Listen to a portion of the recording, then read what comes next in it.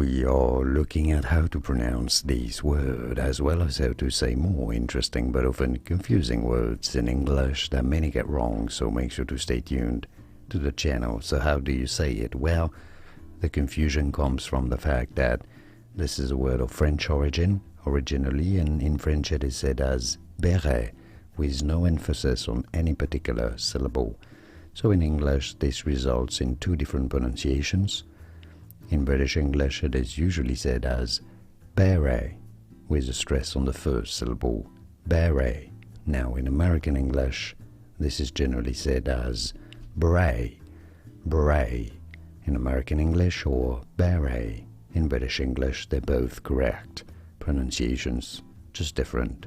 More videos here on how to pronounce more confusing words. I'll see you there to learn more. Thanks for watching.